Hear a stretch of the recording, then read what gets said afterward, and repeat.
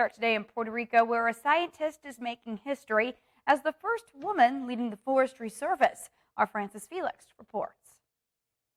For the first time in their 80-year history, the International Institute of Tropical Taxonomy in Puerto Rico is led by a woman, the Dr. Grisel Gonzalez.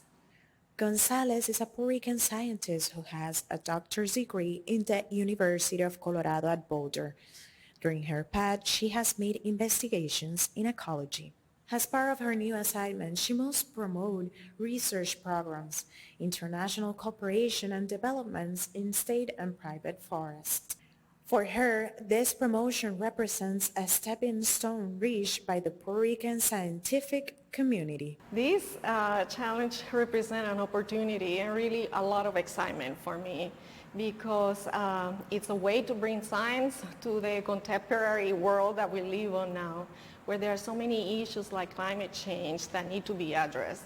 So being the lead of the Institute, it's bringing the science to the people in a way that can help them understand the importance of conservation of our natural resources and how we can better manage our resources for the benefit of society. What are your long-term plans in the Institute? The long-term plans for the Institute, it's really to really engage all the programs that are contained within the Forest Service that are represented in the Institute. It's not just about the science, but we have a program that is for state and private forestry, international cooperation. So looking at all those programs cohesively and looking at the authorities to make sure that the science that we produce can be applied not only to Puerto Rico, but any other countries in the Caribbean region and even to the globe. It is really important to understand that we live in a tropical area in the greater Caribbean region, and the information that we obtain here, it goes into models that help us understand what's going to happen to the globe in the future. And there's very few places in the world where this type of research happens, and fewer where this type of research has occurred during a long term.